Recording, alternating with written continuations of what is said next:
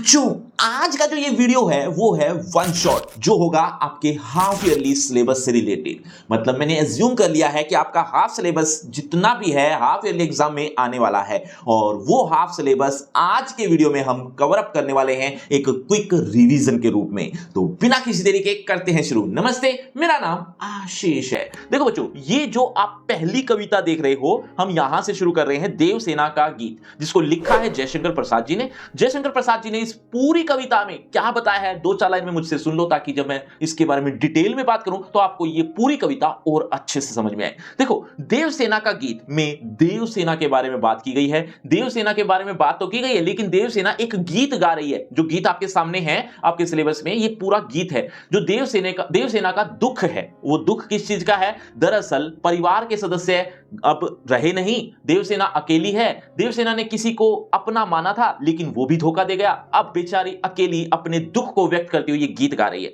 Detail में समझो। दरअसल ये जो गीत है ये स्कंदगुप्त नाटक से है। हुनों का हमला हुआ था जिसमें देवसेना के परिवार के जो जितने भी सदस्य थे वो वीर गति को प्राप्त हो गए थे।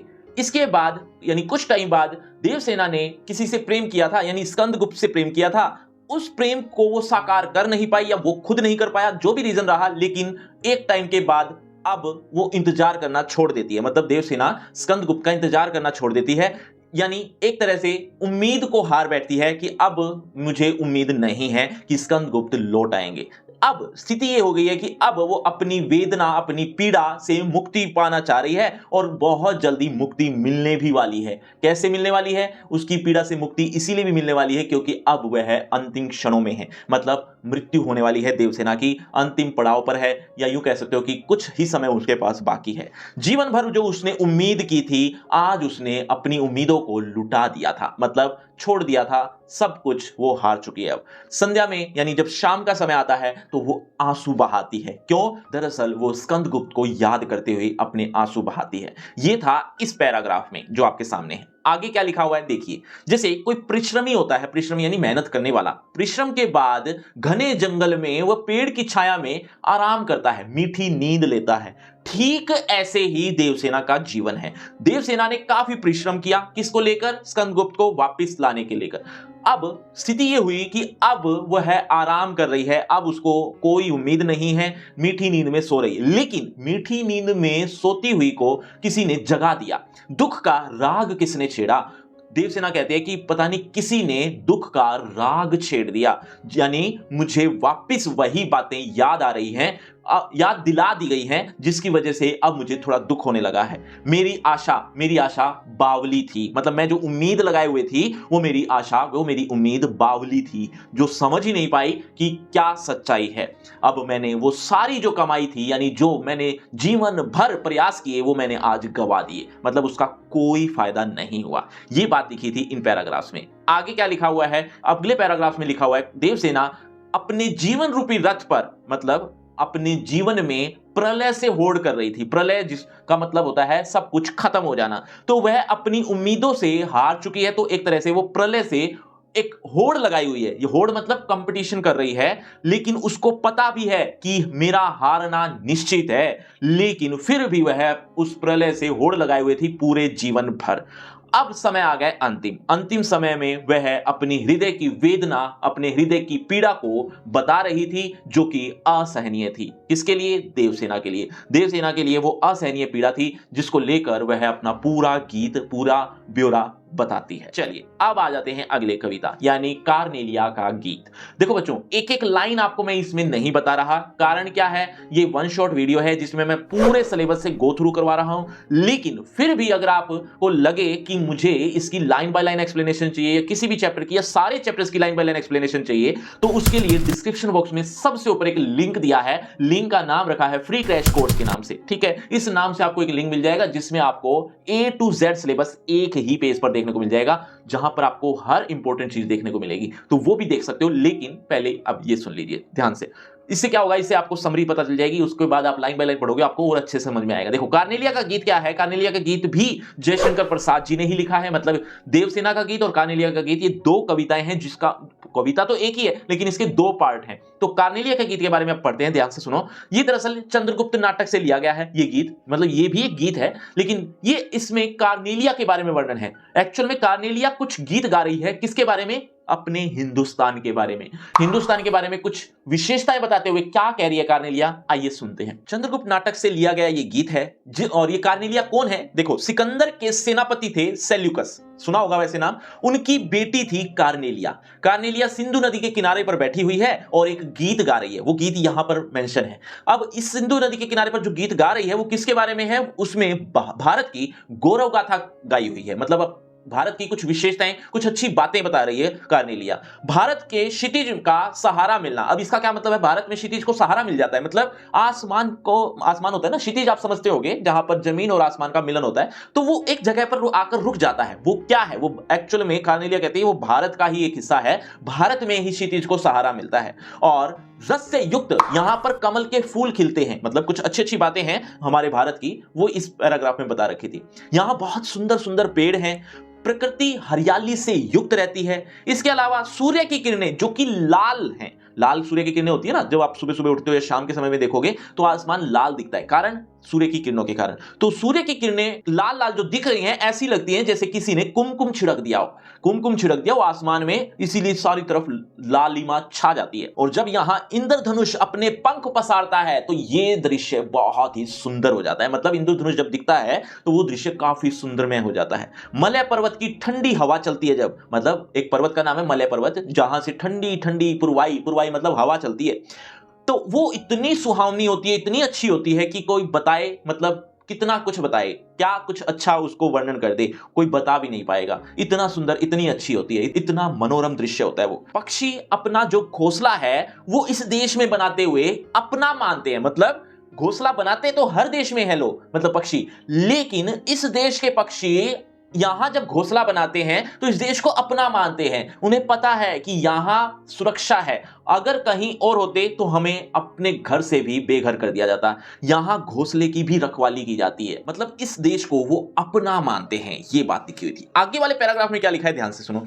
देखो, करुणा से युक्त दूसरों का दुख समझना, ये खास बात है किसकी, भारत देश की, कि करुणा से युक्त है यहां पर लोग, क्या करते हैं, एक दूसरे को दुख को, करुणा मतलब दुख, पीड़ा, किसी की पीड़ा होती है, किसी को पीड़ा है तो वो उसकी हेल्प करने के लिए पहुंच जाते हैं। यानी कहने का भाव यह है कि यहां के लोग दूसरों की सहायता करने में, सहायता करने के लिए हमेशा तैयार रहते हैं।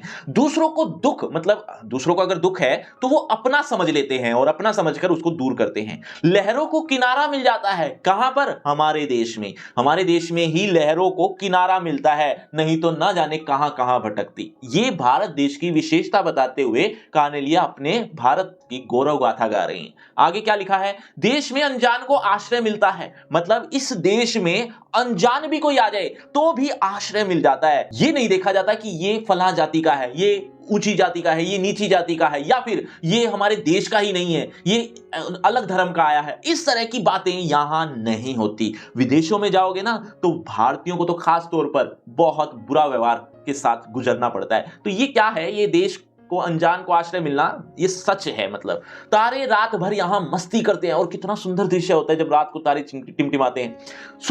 जब सुबह होती है तो सोने के घड़े के समान सुख भरते हैं उस घड़े में और खाली हो जाते हैं। मतलब सुबह जब होती है तो इतना मनोरम दृश्य होता है। पहले जब सूर्योदय हो रहा होता है या होने वाला होता है तो आसमान में नमी होती है, इसके बाद बादल जो काले थे थोड़ी देर पहले वो नीले हो जाते हैं, नीले रंग के दिखाई पड़ने लगते हैं, धीरे धीरे वो सफेद हो जाते हैं। कितना मनोरम दृश्य होता है। और सिर्फ बादल का ही नहीं, आसमान का भी यही दृश्य होता है। तो कहने का भाव कि ये जो सोने के घड़े के समान जो अचानक से सुख भर जाता है, मतलब इतना मनोरम दृश्य होता है, अच्छा दृश्य होता है, और वही सुख तुरंत ही कुछ ही टाइम में खाली भी हो जाता है। मतलब वो दृश्य तुरंत ही गायब भी हो जाता है। तुरंत का मतलब कुछ ही टाइम में।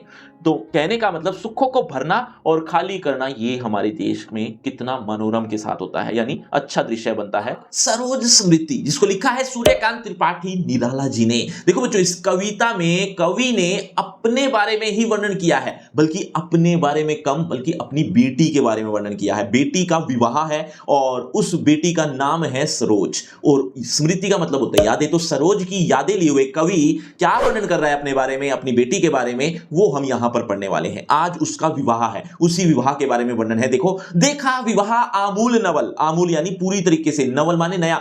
देखा विवाह, पूरी तरीके से मैंने एक नया विवाह देखा आज। तुझ पर शुभ पड़ा कलश का जल, कलश यानी आपको पता ही है, जैसा आप चित्र में देख रहे हैं, इसको कलश कहते हैं, इसमें जल होता है, तो इसको शुभ जल माना जाता है। विवाह यानी कोई भी त्योहार या कोई शुभ कार्य किया जा रहा हो तब। तो तुझ पर शुभ पड़ा कलश का जल, कलश के जल से तुझ पर जब पड़ा, यानी कहने का मतलब उस कलश के जल से तुमने जब स्नान किया, देखती मुझे तू हंसी मंद। जब स्नान करने के बाद तू मुझे देखती है हंसी मंद, मंद माने मंद मंद मुस्कुराना, मंद मंद हंसी से जब तूने मुझे देखा तो होठों में बिजली फंसी स्पंद, तुम्हारे होठों पर एक कंपन साफ रूप से दिख रहा था, जैसे बिजली कांप रही हो। उर में भर झूली छवि सुंदर, उर माने हृदय, मेरे हृदय में वो छवि सुंदर, जो इतनी सुंदर थी, ऐसी छवि मेरे हृदय में बस चुकी थी। प्रिय की अशब्द श्रृंगार मुखर, तू खुली एक उच्छ्वास संग। यहां अपने पति के बारे में, यानी उस बेटी के जो पति है उसके बारे में वर्णन किया है कि तू अपने प्रिय की अशब्द, प्रिय यानी यहां पर पति, तुम्हारा जो पति है उसकी अशब्द श्रृंगार तुम्हारे मुख पर साफ नजर आ रहा था। तू खुली एक उच्छ्वास संग, कि तू जब भी गहरी सांस लेकर हमारे सामने प्रकट हुई तो वो जो प्रिय की छवि थी, वो प्रिय की छवि तुम्हारे अंदर साफ दिख रही थी। उसका जो अशब्द श्रृंगार था वो मुखर हो रहा था, व्यक्त हो रहा था। विश्वास स्तब्ध बंद अंग अंग, नत नयनों से आलोक उतर, कांपा अधरों पर थर थर थर थर। देखो, इन तीन पंक्तियों में कवि कहते हैं कि विश्वास स्थिर है, तुम्हारा जो विश्वास है वो स्थिर है, बंध गया है अंग अंग पर। किसका विश्वास है ये? उसके पति का। उसके पति का विश्वास तुम्हारे स्थिर पर, तुम्हारे अंग अंग पर स्थिर हो गया है। नत नत नयनों, झुके हुए नयन, आलोक उतर आए हैं। आलोक माने प्रकाश, तुम्हारे झुके हुए नयनों पर आलोक उतर आया है, जिसकी वजह से तुम्हारे कांपते हुए होठ थर थर कांप रहे हैं, दिखाई दे रहे हैं। देखा मैंने वह मूर्ति धीती, मेरे वसंत की प्रथम गीति, श्रृंगार रहा जो निराकार, रस कविता में उच्छ्वासित धार, गाया स्वर्गीय प्रिया संग। आगे भी कुछ लिखा हुआ है वो भी बताऊंगा, लेकिन ये जो 5 पंक्तियां मैंने पढ़ी हैं इसके बारे में ध्यान से सुनो। यहां पर कवि ने अपनी पत्नी के बारे में भी वर्णन किया है। पत्नी जो जिसका स्वर्गवास हो चुका है, और उसकी बेटी जिसका आज विवाह है, वो अपने पत्नी को याद कर रहा है। मतलब कवि अपनी पत्नी को याद कर रहा है अपनी बेटी के विवाह पर। और ये भी बता देता हूं कि पत्नी स्वर्ग सिधार गई थी जब छोटी ही थी वो उसकी बेटी, तो उस समय उसका जो पालन पोषण है वो अपने नानी के घर करती है। मतलब उसका जो पालन पोषण हुआ वो अपनी नानी घर हुआ। तो अब कवि ने अपनी पत्नी के बारे में क्या कहा है, देखो। देखा मैंने वह मूर्ति धीती, मूर्ति थी वो धैर्य की मूर्ति को जब मैंने देखा था, मेरे वसंत की प्रथम गीति, मेरे वसंत की वो पहला गीत थी। श्रृंगार रहा जो निराकार, श्रृंगार ऐसा होता है जो निराकार होता है, आपने सुना हो श्रृंगार कर रखा है। श्रृंगार का कोई आकार थोड़ी होता है, जिस आकार में ढालो उस आकार में ढल जाता है। तो श्रृंगार रहा जो निराकार, श्रृंगार का कोई आकार नहीं, जो बिना आकार का होता है। रस कविता में उच्छ्वसित धार, रस कविता में, कविता जो ऐसी रस से भरी हुई थी, वो बहता हुआ जो श्रृंगार था वो साफ झलक रहा था। कहां? मेरे प्रथम गीत पर। गाया स्वर्गीय प्रिया संग, मैंने गाया था, क्या गीत गाया था, किसके साथ? स्वर्गीय प्रिया संग, संग माने साथ, स्वर्गीय जो स्वर्ग सिधार गई है यानी मेरी पत्नी, मैंने अपनी प्रिया के संग, जो स्वर्गीय है, स्वर्गीय प्रिया संग मैंने एक गीत गाया था। भरता प्राणों में राग रंग भर रहा था। जो वो मैंने गीत गाया था वो मेरे प्राणों में राग रंग भर रहा था। रंग माने रंगीन और राग माने गीत, रंगीन गीत भर रहा था।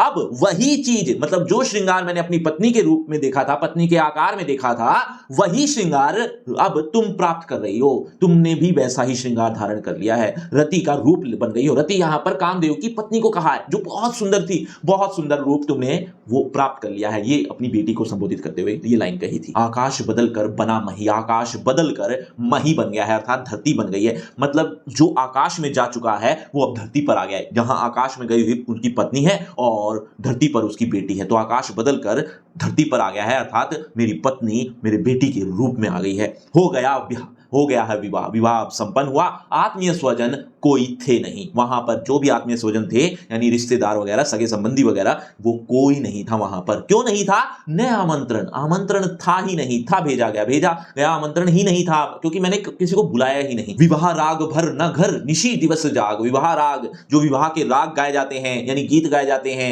घर में दिन रात जागरण किया जाता है, मतलब बहुत कुछ रीति रिवाज किए जाते हैं, वो रीति रिवाज नहीं हुए घर पर, ये सब चीजें नहीं हो पाई। प्रिय मौन एक संगीत भरा, प्रिय मौन में एक संगीत भरा हुआ है, नव जीवन के स्वर में उतरा, नव जीवन का नया जीवन अब उसको जो मिला है उसके स्वर पर वो गीत, जो संगीत मौन है, चुपचाप है, वो उसके जीवन में उतर आया है। बच्चों, स्नान के बाद बेटी ने किसको देखा था, किसको निहारा था और क्या किया था उसने, एक बार कमेंट में जरूर बताना। देखना चाहता हूं कितने बच्चे ऐसे हैं जो बहुत ध्यान से सुन रहे हैं।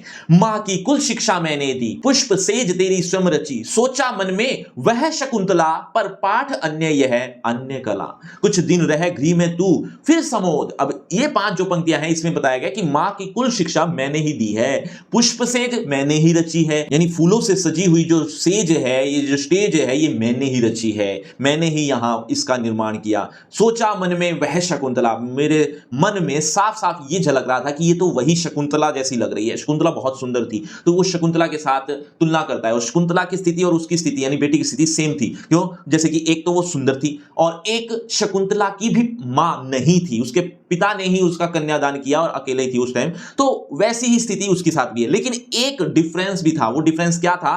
क्या कहा है देखो, वह शकुंतला पर पाठ अन्य है, ये पाठ अन्य है, वो पाठ अन्य था, अन्य कला थी वो। कुछ दिन रह गृह तू फिर समोद, कुछ दिन रह गृह का मतलब होता है घर, घर में कुछ दिन तो तू रही, यानी मां का देहांत हो गया, अब घर में कुछ दिन तो तू रही, तू फिर समोद, तू फिर आनंद सहित कहां चली गई? बैठी नानी की स्नेह गोद, नानी के घर चली गई, प्रेम भरी गोद में समा गई, मतलब समा गई का मतलब वहां चली गई, नाना मामा के घर।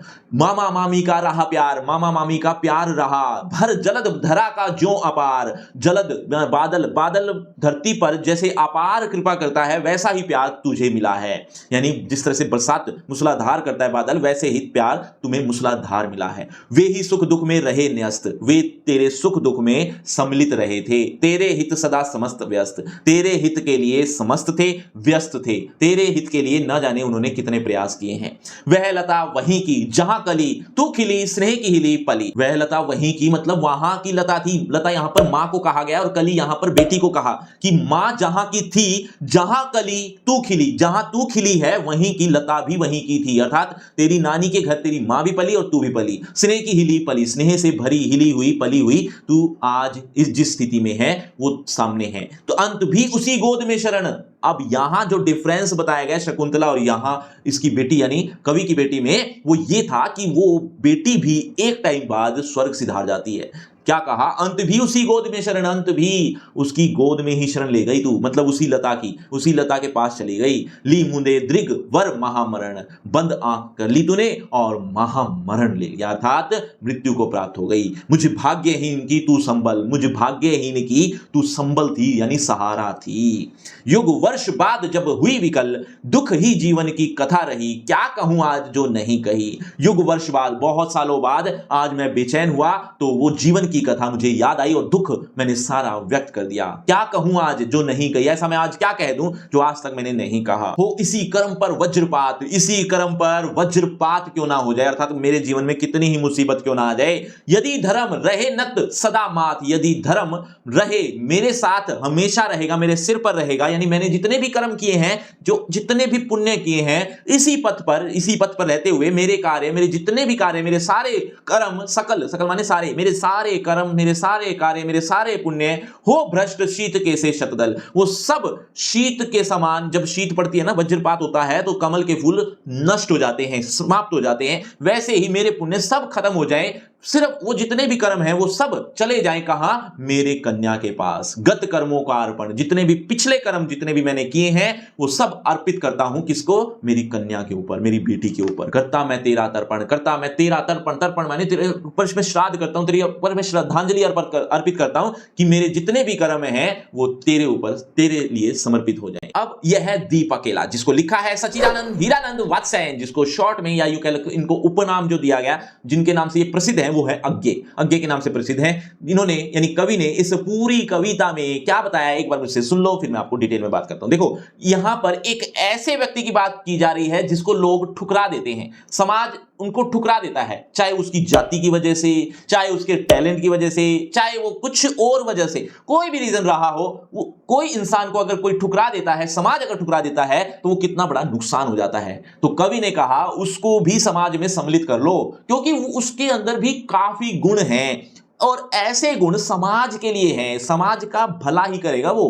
तो इसीलिए उस आदमी को भी शामिल कर लो, उसकी जात पात देखकर, उसके यहां वहां की और चीजों को देखकर उसे ठुकराओ नहीं। यही बात है कि यह दीप अकेला स्नेह भरा, ये जो दीप है ना अकेला, ये स्नेह से युक्त है। ये देखो एक एग्जांपल दिया है कवि ने कि दीपक अगर अकेला जल रहा है एक तरफ, और एक तरफ पंक्ति है दीपों की, यानी दिए जितने भी जल रहे हैं एक लाइन में जल रहे हैं और एक दिया अलग जल रहा है, तो थोड़ा अजीब लगता है। उस दिए को भी इस लाइन में, इस पंक्ति में शामिल कर लो। अर्थात एक ऐसा व्यक्ति जो प्रताड़ित किया जा चुका है या अलग किया जा चुका है, उसको भी समाज में सम्मिलित कर लो। यही बात बताना कवि का उद्देश्य है। देखो, यह दीप अकेला स्नेह भरा है, गर्व भरा मदमाता, पर इसको भी पंक्ति को दे दो। ये जो दीप है ना अकेला जो जल रहा है, ये गर्व से भरा हुआ है, मस्ती से युक्त है, स्नेह से भरा हुआ है, इसको भी पंक्ति को दे दो, पंक्ति में शामिल कर लो, समाज में शामिल कर लो। यह जन है, ये मनुष्य है, गाता गीत जिन्हें फिर और कौन गाएगा। ये गीत गा रहा है, ऐसा गीत जिन्हें फिर बाद में कौन गाएगा। ये पनडुब्बा है, पनडुब्बा यानी गोताखोर, पानी में डुबकी लगाकर कुछ अच्छी चीज निकाल लाना, उसको कहते हैं पनडुब्बा। तो पनडुब्बा ये गोताखोर है, ये मोती सच्चे फिर कौन कृति लाएगा। ये जो मोती सच्चे चुन रहा है, बाद में कौन चुनेगा, इसको भी समाज में सम्मिलित कर दो। यह है समिधा, ये यज्ञ की सामग्री है, ऐसी आग हठीला बिरला सुलगाएगा। फिर ये आग कौन सुलगाएगा अगर इस यज्ञ की सामग्री को शामिल ना किया तो। ये देखो हिडन मीनिंग कितने हैं इसमें, आप समझ ही रहे होगे कि यहां यज्ञ की सामग्री कहकर आग को जलाने की बात की जा रही है, मशाल जलाने की बात की जा रही है, यहां जितनी भी क्रांति करनी है उसकी बात की जा रही है। अगर ये जो समिधा है, ये जो मनुष्य है, ये जो पनडुब्बा है, अगर इसको शामिल ना किया गया तो फिर उसका योगदान जो है वो कौन निभाएगा। इसीलिए इसको भी समाज में सम्मिलित कर लो। यह अद्वितीय है, ये ऐसा कोई दूसरा नहीं है, यह मेरा, यह मैं स्वयं विसर्जित, ये अपने आप का त्यागा हुआ, अपने आप से सीखा हुआ ये अद्वितीय इंसान है। यह दीप अकेला स्नेह भरा है गर्व मत बनवाता, इसको भी पंक्ति को दे दो। ये वही दो लाइन है जो पहली दो लाइन आई थी, बार बार वही आएंगी हर पैराग्राफ के बाद। यह मधु है, स्वयं काल का मोना का युग संचय। मधु माने शहद, ये शहद है, ये स्वयं काल का, मतलब इसने स्वयं अपने आप ही युगों तक अपने आप को संचय किया है। शहद बहुत मुश्किल से संचय होता है, इकट्ठा होता है, संचय माने इकट्ठा होना, तो संचय किया है इसने शहद को। इस शहद को भी सम्मिलित कर लो, अर्थात इसने जो अपने गुण निकाले हैं अपने जीवन से, वो इस गुणों को शामिल करके अपने जीवन में निभाएगा तो समाज का कितना फायदा होगा। यह गोरस जीवन कामधेनु का अमृत पुत पेय, यह गोरस है, ये गोरस, ये दूध दही है, जीवन की कामधेनु, ये कामधेनु का से निकला हुआ दूध दही है, ये अमृत के समान है। इस अमृत को अलग ना रखो, इसको भी समाज में सम्मिलित करो। यह अंकुर फोड़ धरा को, रवि को ताकता निर्भय, ये अंकुर है, फोड़ धरा को, धरती को फोड़ कर आया है। अंकुरित होते हैं ना बीज, तो अंकुरित बीज जब होते हैं तो वो धरती को फोड़ कर निकलते हैं। तो ये अंकुरित अंकुर है जो धरा को फोड़ कर आया है, रवि को, सूर्य को निडर होकर ताक रहा है, अर्थात वो आगे बढ़ने के लिए तैयार है। यह प्रकृति शंभु ब्रह्म अयुत, इसको भी शक्ति को दे दो। ये प्रकृति है, इसने अपने आप ही अपने आप को पैदा किया है, ये शंभु है, शंभु यानी अपने आप को पैदा करने वाला, ये ब्रह्म है, भगवान ही अपने आप को पैदा करते हैं। तो ये अपने आप को पैदा करने वाला, इसको भी शक्ति को दे दो। अगर शक्ति में शामिल कर लिया तो कोई भी तुम्हारे समाज को, तुम्हारे देश को हिला नहीं पाएगा। यह दीप अकेला स्नेह भरा, ये वही दो लाइनें आ गई हैं जो पहले भी आ चुकी हैं। यह वह विश्वास नहीं जो अपनी लघुता में भी कांपा। लघुता, जब इसके जीवन में काफी मुश्किलों का सामना करना पड़ा, जब ये अपने आप को छोटा महसूस कर रहा था, लघुता में आ गया था, तब भी ये कांपा नहीं है। ये ऐसा विश्वास है।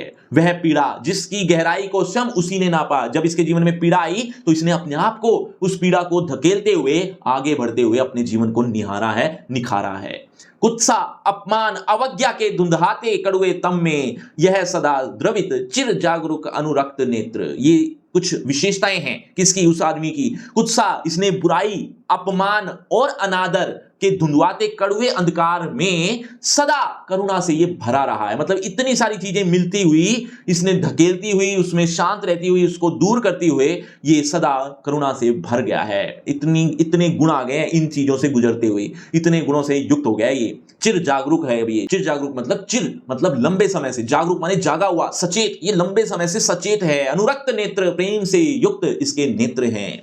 उलंभ बाहु, यह चिर अखंड अपनापा। उठी हुई बाहु वाला, उठी हुई बाजुओं वाला ये अखंड आत्मीय से भरा हुआ है। जिज्ञासु है, प्रबुद्ध है यानी शिक्षित है, सदा श्रद्धा में है, श्रद्धा से युक्त है। इसको भी भक्ति को दे दो, अर्थात इसको भी भक्ति में शामिल कर लो, अर्थात समाज में सम्मिलित कर दो। यह दीप अकेला, ये वही 2 पंक्ति हर पैराग्राफ में आती है। अब मैंने देखा एक बूंद, इसको भी लिखा अज्ञे जी ने है। मतलब एक कविता में 2 पार्ट है, ये दूसरी कविता है सेम कवि की। तो मैंने देखा एक बूंद, इसमें कवि ने क्या कहा? कवि ने एक बूंद देखी जो समुद्र की लहरों में उछलती हुई बाहर गिर जाती है। देखो इतना सा क्षण में उसने एक कविता लिख दी। देखो हुआ क्या कि कवि ने देखा कि एक बूंद समुद्र की लहरों के साथ उठी और जैसे ही बाकी की जो बूंदें थी वो तो वापस चली गई, लहरों में सम्मिलित होकर वापस चली गई और अपना जीवन गुजार रही हैं। लेकिन एक बूंद ऐसी थी जो छिटक कर बाहर आई और सूरज उस पर पड़ रहा था। वो जो बूंद है उसकी जो किरणें, जब सूरज की किरणें उस पर पड़ी तो बूंद भी चमकने लगी, चमकी और चमकते चमकते चमकते चमकते नीचे धरती पर आ गई। धरती पर जैसे ही गिरी नष्ट हो गई। नष्ट तो होनी ही थी क्योंकि वो अकेली बूंद थी। अकेली बूंद कितना कुछ जीवन गुजारती, वो सम्मिलित होकर नष्ट हो जाती है। लेकिन कवि ने यहां पर एक विशेषता देखी कि अगर तुम्हें अपने आप को सुनहरा बनाना है, चमकदार बनाना है, तो समाज से अलग तो होना ही पड़ेगा। समाज से अलग होने का मतलब क्या है? कुछ यूनिक काम करने पड़ेंगे, विशेष काम करने पड़ेंगे। विशेष काम करोगे यानी भीड़ से हटकर चलोगे तो तुम्हारी पहचान होगी, तभी तुम चमकोगे। जैसे वो बूंद चमकी थी, माना उसका जीवन छोटा सा था लेकिन उस छोटे से जीवन में वो चमक कर गई है। तो अपना कुछ विशेष करना चाहते हो तो भीड़ से अलग करके कुछ हो सकेगा। देखो मैंने देखा एक बूंद सहसा यानी अचानक उछली सागर के झाग से, सागर के झाग से उछली और रंग गई क्षण भर में रंग उठी। रंग गई कैसे? किसके रंग में? ढलते सूरज की आग से। ढलता हुआ सूरज जब उसकी किरणें पड़ती है वो बूंद चमक उठती है। मुझको दिख गया सूने विराट के सम्मुख। मुझको दिख पड़ा, क्या दिखा? सूने विराट के सम्मुख। विराट माने बहुत बड़े के सामने हर आलोक, आलोक माने प्रकाश, अपनापन, वो प्रकाश उसे छू गया तो वो चमकदार हो गई। तो वो चमकदार हो जाना ये उसने देखा। उस देखने में ही कवि ने कहा है उन्मोचन नश्वरता के दाग से। उन्मोचन यानी मुक्त होना, नश्वरता यानी नाशशीलता। कि नाशशीलता के दाग से कोई मुक्त नहीं हो पाए, मतलब कभी ना कभी नाशशीलता आएगी ही, नष्ट तो होना ही है, अर्थात मरना तो सभी को है। लेकिन मरने से पहले अपने आप को विशेष तो बना दो, विशेष बनाने की कोशिश तो करो, भीड़ से अलग तो हो, तब तुम्हें पता चलेगा कि तुम कितने चमक सकते हो। यही बात लिखी थी। अब पढ़ेंगे बनारस, जिसको लिखा है केदारनाथ सिंह जी ने। केदारनाथ सिंह जी ने इस कविता में क्या बताया है वो वैसे स्पष्ट है, बनारस के बारे में बताया है और बनारस कितना सुंदर है, वहां क्या क्या विशेषताएं हैं वो हम पढ़ने वाले हैं इस कविता में। इस शहर में वसंत अचानक आता है। वसंत जब आता है ना, अचानक ही आता है, मतलब सुंदरता। वसंत का मतलब सुंदरता ही है। चारों तरफ वसंत ऋतु की वजह से पेड़ पौधों पर सुनहरे रंग के फूल पत्ते सब हरे भरे हो जाते हैं। और जब आता है तो मैंने देखा है क्या? लहरतारा और मडुवाडीह की तरफ से उठता है धूल का एक बवंडर आता है, एक आंधी आती है।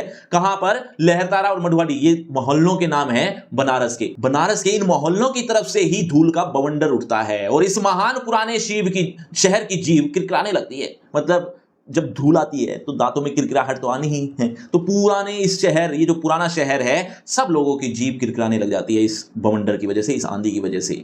जो है वह सुख बुगाता है। बच्चों इस कविता के कवि का नाम अभी थोड़ी देर पहले ही बताया था, 1 मिनट पहले। जल्दी से एक बार कमेंट कर दो, देखना चाहता हूं कितने बच्चे ऐसे हैं जो बहुत ध्यान से सुन रहे हैं। जो है वह सुख बुगाता है, जो नहीं है वह फेंकने लगता है पचकियां। अब जो है वह सुख बुगाने लगता है। सुख बुगाने मतलब जो धरती पर विद्यमान है, जैसे पेड़ पौधे वगैरह वगैरह, ये जितने भी आइटम्स हैं, आइटम वनस्पतियां हैं, तो वो वनस्पतियां अब जागृत हो जाती हैं, और जो नहीं है फेंकने लगता है पचकियां। जो नहीं है इस धरती के अंदर विराजमान है, वो वसंत के आगमन पर वो अंकुरित होने लग जाती हैं। अर्थात जो है वो जागृत हो जाती है, जो नहीं है वो अंकुरित होने शुरू हो जाती हैं। आदमी दशाश्वमेध पर जाता है, ये घाट है, गंगा किनारे बनारस बसा हुआ है, तो गंगा नदी है वहां पर, तो उस गंगा नदी पर एक घाट बने हुए हैं अलग अलग, उसमें ही एक घाट का नाम है दशाश्वमेध। इस घाट पर जब आदमी जाता है और पाता है घाट का आखिरी पत्थर कुछ और मुलायम हो गया है, मतलब यहां जब लोग जाते हैं तो मुलायम होकर आते हैं, अर्थात सॉफ्टनेस उनके अंदर आ जाती है, अर्थात परिवर्तन आ जाता है। सीढ़ियों पर बैठे बंदरों की आंखों में एक अजीब सी नमी है और एक अजीब सी चमक से भर उठा है भिखारियों के कटोरों का निचाट खालीपन। जब वसंत आगमन आता है ना, तो क्या होता है, बंदरों की आंखों में चमक आ जाती है, खुश हो जाते हैं, चमक आ जाना, खुश हो जाना, और यहां तक कि भिखारियों के कटोरों जो खाली हैं, निचाट यानी बिल्कुल खाली होते हुए भी वो चमक से उठ जाते हैं, मतलब चमक उठते हैं। चमक उठने का मतलब वो भिखारी भी इस मौसम में खुश रहते हैं। यहां ऐसा है वसंत आगमन। तुमने कभी देखा है क्या खाली कटोरे में वसंत का उतरना? जो खाली कटोरे हैं उसमें वसंत उतर आता है, अर्थात बहुत खुशियां ले आता है। वह शहर इस तरह खुलता है, इस तरह भरता है और खाली होता है यह शहर, मतलब शहर इस तरह से सब और खुशियां ही खुशियां बिखेर देता है और इस तरह से भरता भी है। गंगा नदी है, गंगा नदी में सब लोग अपने जीवन के समय में और अपनी मृत्यु के समय में लौटते हैं, अर्थात यहां पर पूजा अर्चना करने आते हैं। अगर कोई पैदा होता है, जिसने जन्म लिया है, वो भी खुशी के अवसर पर भी आता है, और जब खाली होता है ये शहर, खाली होने का मतलब यहां जब किसी की मृत्यु होती है तब भी यही स्थिति होती है। बच्चों, मोहल्लों के नाम मैंने क्या बताए थे अभी थोड़ी देर पहले ही बताए, एक बार जल्दी से कमेंट कर दो, देखना चाहता हूं कितने बच्चे ऐसे हैं जो बहुत ध्यान से सुन रहे हैं। इसी तरह रोज रोज एक अनंत शव ले जाते हैं कंधे अंधेरी गली से चमकती हुई गंगा की तरफ। जैसा मैंने बताया, गंगा नदी है वहां पर और गंगा नदी के में अस्थियां बहाई जाती हैं हिंदू मान्यता के अनुसार, तो वैसा ही यहां पर होता है अक्सर कि हर रोज अनंत शव, बहुत सारे शव ले जाते हैं कंधे अंधेरी गलियों से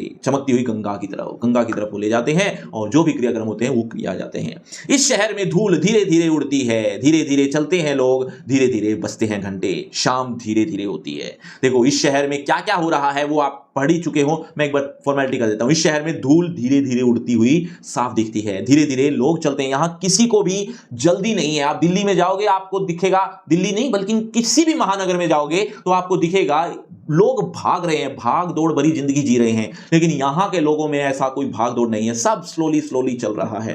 धीरे धीरे बजते हैं घंटे, शाम धीरे धीरे होती है, मतलब ये सब चीजें धीरे धीरे होने का मतलब ये है कि यहां भाग दौड़ बड़ी जिंदगी नहीं है। बच्चों एक बात और बताओ, यहां कुछ मोहल्लों के नाम बताए थे, एक बार अगर याद है तो एक मोहल्ले का नाम भी याद है तो कमेंट करके जरूर बताना, देखना चाहता हूं कितने बच्चे हैं जो ध्यान से सुन रहे हैं। चलो, यह धीरे धीरे होना, धीरे धीरे होने की सामूहिक लय दृढ़ता से बांधे है समुचे शहर को। जैसा मैंने बताया था कि यहां धीरे धीरे होता है और ये धीरे धीरे सामूहिक लय ही इस शहर को मजबूती से बांधे हुए है, अर्थात यहां के लोग यहीं निवास करते हैं, कहीं कमाने धमाने के लिए बाहर जाना, ये करना वो करना, ऐसी सोच नहीं रखते, ऐसा कवि का कहना है। इस तरह की कुछ भी गिरता नहीं है, हिलता नहीं है कुछ भी, कि जो चीज यहां थी जहां थी वहीं पर रखी है, कि गंगा वही है। देखो यहां ये जो चार पंक्तियां हैं बताई गई हैं कि यहां कुछ भी गिरता नहीं है, कुछ भी हिलता नहीं है, था जो संस्कृति पहले के जमाने में थी, आज भी प्राचीन संस्कृति आज के जमाने में भी यहां पर फॉलो की जाती है, अर्थात कुछ भी बदला नहीं है, कुछ भी हिलता नहीं है। इस समूचे शहर को सबने बांध रखा है, कोई संस्कृति में हिलावट या गिरावट नहीं आई है, जो चीज जहां थी जैसी थी वहीं पर रखी है।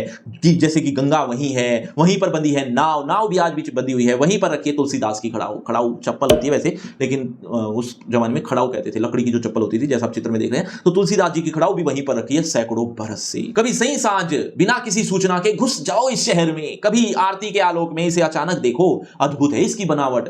कभी आमंत्रित करते हैं लोगों को, कैसे करता है कि कभी शाम की शुरुआत में बिना किसी सूचना के तुम घुस जाओ इस शहर में। इस शहर में जब आओगे तो कभी आरती के आलोक में देखना, इसे अचानक देखना, अद्भुत है इसकी बनावट अद्भुत लगेगी, बहुत मजेदार लगेगी। यह आधा जल में दिखेगा, कौन? ये शहर, ये आधा जल में है क्योंकि गंगा नदी है, ये आधा मंत्र में दिखेगा, आधा फूल में है, आधा शव में है, आधा नींद में दिखेगा, मतलब काफी लोग सोते हुए मिलेंगे, आधे शंख बजाते हुए, आधा ध्यान में रहते हुए। तो यह आधा तो है और आधा नहीं भी है, अर्थात जो आधा आपको दिख रहा है वो आधा ऐसा भी है जो तुम्हारे सामने नहीं है, अर्थात यहां अलग अलग लोग अलग अलग क्रियाएं करते हुए दिख जाएंगे, लेकिन काफी लोग ऐसे भी होंगे जो आपको दिखेंगे भी नहीं, अर्थात बहुत सी संस्कृति को तुम जान पाओगे और बहुत ऐसी संस्कृति भी यहां पर है जो तुम नहीं जान पाओगे। जो है वह खड़ा है बिना किसी स्तंभ के, जो यहां पर प्राचीन काल से है वो अभी तक भी खड़ा है बिना स्तंभ के, बिना सहारे के, अर्थात वही संस्कृति की बात हो रही है। जो नहीं है उसे थामे हैं, उसको भी इसने थाम रखा है। किसने? राख और रोशनी के ऊंचे ऊंचे स्तंभों ने। राख है यहां पर, रोशनी है, ऊंचे ऊंचे स्तंभ हैं इन चीजों के। आग के स्तंभ हैं, आग ही आग दिखेगी। मतलब आग का मतलब क्या है? हवन होता हुआ दिख जाएगा आपको, रोशनी दिख जाएगी, राख दिखेगी यहां। ये सब चीजों ने इस संस्कृति को बांध रखा है। और पानी के स्तंभ तो आप देख ही रहे हो, दूहे के, खुशबू के, आदमी के उठे हुए हाथों के स्तंभ, भगवान से मांगने के लिए जो हाथ उठते हैं वो हाथों के स्तंभ तुम्हें दिखेंगे। अर्थात ये संस्कृति काफी सालों से चली आ रही है। किसी अलक्षित सूर्य को देता हुआ अर्घ्य है, यहाँ अलक्षित है मतलब ऐसा जो देखा ना गया, ऐसे सूर्य को अर्घ्य देता हुआ यहाँ के लोग दिखेंगे शताब्दियों से। इसी तरह से गंगा के जल में इसी तरह से अर्घ्य दिया जा रहा है। अर्घ्य होता क्या है? जैसे जल दिया जाता है ना अपनी अंजुलियों से, इस तरह से जैसा मैं कर रहा हूं, इस तरह से जल देने को अर्घ्य देना कहलाता है। अपनी एक टांग पर खड़ा है यह शहर, अपनी दूसरी टांग में बिल्कुल बेखबर है। मतलब एक टांग पर तो वो खड़ा ही हुआ है जो तुम्हें दिख रहा है, ऐसी टांग भी है जो बेखबर है, अर्थात तुम्हें दिखाई नहीं दे रही है। ऐसी कौन सी संस्कृति है जो इतने सालों से अभी तक भी चलती आ रही है? इस रहस्य को जानने की समझ तुम्हारे अंदर नहीं रहेगी, इससे तुम बिल्कुल बेखबर रहोगे। इसको तुम जानना चाहो तो एक बार बनारस में जरूर आओ, ये बात कवि आमंत्रित करते हुए कहता है। बच्चों, दिशा को भी लिखा है केदारनाथ जी ने। मतलब एक ही कविता के दो पार्ट हैं, तो ये दूसरा पार्ट है। देखो, हिमालय किधर है, मैंने उस बच्चे से पूछा जो स्कूल के बाहर पतंग उड़ा रहा था। कवि के साथ एक घटना घटी। क्या घटना थी कि एक बच्चा जो स्कूल के बाहर पतंग उड़ाता हुआ दिख रहा था, तो उस बच्चे के पास जाकर कवि ने क्या कहा, उस बच्चे से एक प्रश्न पूछा कि हिमालय किधर है, क्या तुम जानते हो? तो उस बच्चे ने बताया उधर उधर। उसने कहा जिधर मेरी पतंग भागी जा रही है। अब ये बात सोचकर कवि को एक एहसास हुआ कि सबकी अपनी अपनी सच्चाई होती है। हिमालय चाहे किसी भी दिशा में हो, लेकिन उस बच्चे के लिए तो वो पतंग ही हिमालय है। वो अपने हिमालय को माने बैठा है, उस पतंग को। मतलब कहने का मतलब सब लोग अपने अपनी सच्चाई को स्वीकार करते हैं। सब लोग का अपना अपना यथार्थ होता है, यानी सबका अपना अपना नॉर्मल होता है, जैसा कि फिल्म सितारे जमी पर भी बताया गया था। तो सब लोग अपनी अपनी अनुसार ही सोचते हैं और उनके लिए वो सच्चाई होती है। तो ऐसा नहीं होना चाहिए कि जो तुम्हारे लिए सच्चाई है वो सामने वाले के लिए भी सच्चाई हो, ऐसा नहीं होता। यही बात है कि जिधर उसकी पतंग भागी जा रही थी उसने वहां इशारा किया, और ये बात मैं स्वीकार करूं, मैंने पहली बार जाना हिमालय किधर है। मैं पहली बार समझ पाया हूं कि सचमुच हिमालय किधर है। बाकी तो मैं कुछ गलत ही जान पाया था कि हिमालय उस दिशा में होगा, ऐसा उसके मन में आया। चलिए, वसंत आया, जिसको लिखा है रघुवीर सहाय जी ने। इस पूरी कविता में क्या बताया हुआ है पहले सुन लो। पहले वैसे तो नाम से ही समझ में आ गया होगा कि वसंत आया, वसंत ऋतु आ गई है। अब वसंत ऋतु के आने पर रघुवीर सहाय जी ने कुछ अलग तरह से वर्णन किया है। क्या वर्णन किया है, ध्यान से सुनो। दरअसल कवि एक जगह से दूसरी जगह जा रहा था, उस समय उसको एहसास हुआ कि वसंत आ गया है। अब ये बात उसको कैसे पता चली, वही बात यहां पर शुरू ही कर देते हैं। जैसे बहन दा कहती है, जैसे बहन दा मतलब भाई, भाई को पुकारती है, ऐसे ही किसी बंगले के किसी तरु, हो सकता है शायद अशोक का पेड़ हो, तरु का मतलब पेड़, तो ऐसे ही किसी बंगले जो जहां अशोक का पेड़ था, कोई चिड़िया कूकी, ऐसे कूकी जैसे कोई बहन भाई को पुकारती हो। तो जब चिड़िया कूकी तब कवि को एहसास हुआ कि बसंत आ गया है। और सिर्फ इतना ही नहीं, इसके अलावा और भी बातें थी जिससे समझ में आई कि बसंत आ गया है। चलती सड़क के किनारे, मतलब चलती हुई सड़क के किनारे लाल बजरी पर पांव के तले चुरमुरा जाते हैं पत्ते, यानी चरमराने की जब आवाज आती है ना पत्तों की, तो वैसी आवाज भी आने लगी। ऊंचे तरवर से गिरे थे वो बड़े बड़े पियराए पत्ते, बड़े बड़े पीले पीले पत्ते जो कि ऊंचे ऊंचे तरवर से गिरे थे। तरवर यानी पेड़। कोई 6 बजे सुबह जैसे गर्म पानी से नहाई हो, मतलब एक हवा आई, आगे लिखा भी हुआ है, खिली हुई हवा आई, फिर किसी आई चली गई। मतलब एक हवा आई, जैसे सुबह 6 बजे का समय रहा होगा और गर्म पानी से नहा कर आई थी, आई और तुरंत ही चली भी गई। मतलब गर्म गर्म हवा आ रही थी लेकिन तुरंत वापस भी मुड़ लिए। ऐसे फुटपाथ पर चलते चलते कल मैंने जाना कि वसंत आया। मतलब अचानक मुझे पता चला, अरे हाँ वसंत आ गया है। तो ये बात उसको पहले भी पता थी, लेकिन आज अचानक उसे याद आई। और यह कैलेंडर से मालूम था, मतलब पहले भी पता थी का मतलब पहले उसको यह पता था कि इस दिन, इस वार को वसंत आगमन होगा या वसंत पंचमी होगी। तो वो उस दिन का इंतजार भी कर रहा था, लेकिन आज अचानक आ गया तो उसको वो याद आया कि, और यही बात लिखी हुई है कि और यह कैलेंडर से मालूम था, क्या मालूम था कि अमुक दिन यानी फला दिन को, फला वार को इस महीने में पंचमी होगी, वसंत पंचमी, जिसके कारण दफ्तर की छुट्टी भी थी और ये एक प्रमाण भी था। और कविताएं पढ़ते रहने से ये पता था, धैर्य धैर्य देखेंगे कहीं ढाक के जंगल और आम बोर आवेंगे। मतलब यहां कविताओं को वो काफी पढ़ता रहा है, तो कविताओं को पढ़ने से भी पता चलता था कि बसंत आगमन पर ढाक के जंगल दहकेंगे, दहक उठते हैं और आम, नए नए जो आम होते हैं वो आ जाते हैं। कहने का भाव ये था कि कई ऐसी बातें हुई कवि के साथ जिससे पता चला कि वसंत आगमन हो गया है, और आज वो महसूस भी कर रहा है, लेकिन कुछ अलग तरह से। क्या अलग तरह से था वो और भी आगे लिखा हुआ है। रंग रस गंध से लदे फंदे दूर के विदेश के वे नंदनवन होवेंगे यशस्वी। नंदनवन यशस्वी हो जाएंगे यानी भरपूर जाएंगे, अर्थात रस आ जाएगा उनमें, रंग आ जाएगा, गंध आ जाएगी। ऐसे वन लहरा उठेंगे कब? जब बसंत आएगा, या बसंत आता है जब। मधुमस्त पीक भौर आदि अपना अपना कृतित्व अभ्यास करके दिखावेंगे। मतलब ये कुछ पक्षी हैं जैसे कि कोयल, भौरें, ये मस्त होकर पुष्पों का रस लेंगे और अभ्यास करके दिखाएंगे। अभ्यास करके मतलब कूक के दिखाएंगे। यही नहीं जाना था कि आज के नगण्य दिन जानूंगा, मतलब ये मैंने कभी नहीं सोचा था कि मैं आज का दिन नगण्य नहीं मानूंगा। मतलब कहने का मतलब कवि हर बार इस दिन को नगण्य मान लेता है, लेकिन आज का दिन नगण्य के बराबर नहीं था। नगण्य का मतलब न के बराबर। जैसे मैंने जाना कि वसंत आया, आज जैसा मैंने जाना है वो नगण्य नहीं है, ऐसा वसंत आ गया है जिसको मैंने कभी ऐसा महसूस नहीं किया था। मतलब कुछ खास बात थी। बच्चों, तरवर का मतलब मैंने क्या बताया था, एक बार जल्दी से कमेंट करके बता दो। देखना चाहता हूं कितने बच्चे ऐसे हैं जो बहुत ध्यान से सुन रहे हैं। अब तोड़ो, तोड़ना कुछ नहीं है, ये कविता का नाम है जिसको लिखा रघुवीर सहाय जी ने ही है। इसका दूसरा पार्ट है और ये दूसरा पार्ट बहुत छोटा है, या यूं कह सकते हो कि छोटी सी कविता है जिसका मतलब गहरा है। क्या मतलब गहरा है? यहां पर कवि ने क्या बताया, ध्यान से सुनो। कवि कहते हैं कि जैसे धरती के ऊपर अगर चट्टान हो, कोई पत्थर हो, बड़ा पत्थर कह लो, छोटा पत्थर कह लो, अगर धरती के ऊपर है तो वहां से पौधा उत्पन्न नहीं हो सकता, क्योंकि धरती से पौधा निकलने का जो स्थान है वो तो ढका हुआ है, किससे? चट्टान से। तो वो पौधा उगेगा कैसे? अब ऐसी ही स्थिति इंसान की भी होती है कि मन में बहुत सारी खींच है, उदासी है, तो सृजन कहां से होगा? सृजन मतलब कुछ क्रिएटिव काम कहां से होगा? लोग खुश कैसे होंगे? अगर अंदर मन में दबी हुई भावनाएं दबी ही रह जाएं तो सृजन कर नहीं पाओगे। यही बात कवि ने इस कविता के माध्यम से कहा है कि ऐसी चट्टानों को तोड़ दो या वहां से हटा दो।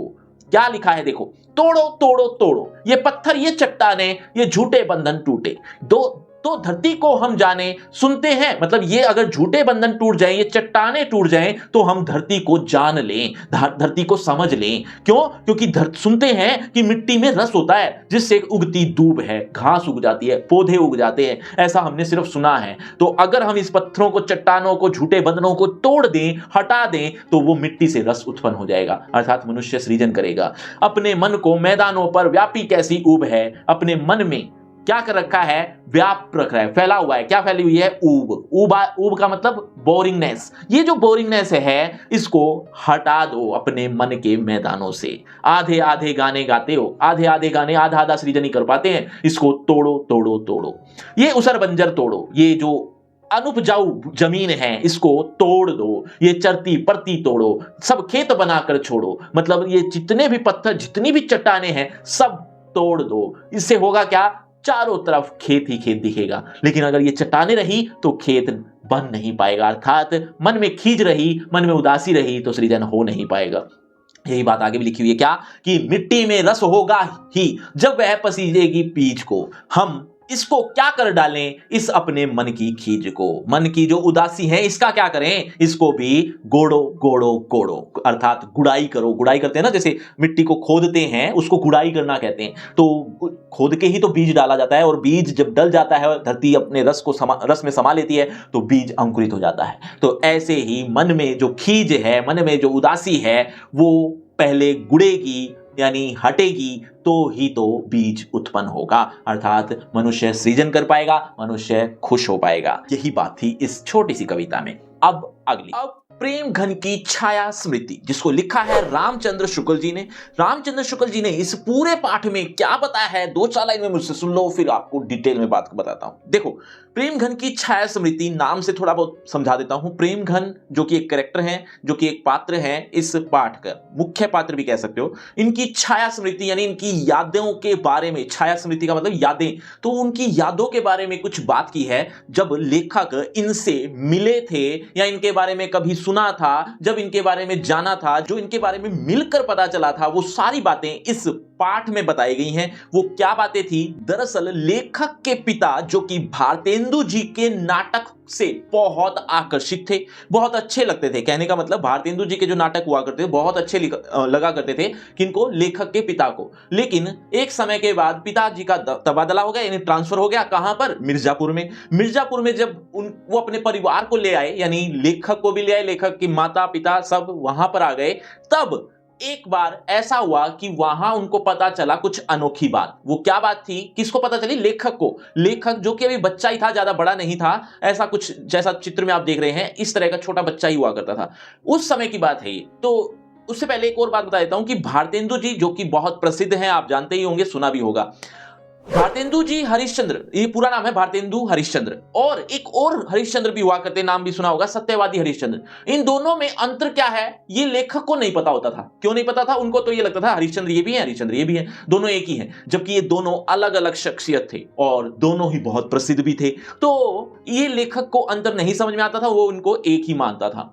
भारतेंदु जी के मित्र मिर्जापुर में रहते हैं, ऐसा लेखक ने सुन लिया तो वो और ज्यादा एक्साइटेड हो गया, क्योंकि भारतेंदु जी तो बहुत पसंद थे लेखक को भी। लेखक के पिता तो फैन थे ही, साथ ही लेखक भी भारतेंदु जी के बहुत बड़े प्रशंसक बने रहे।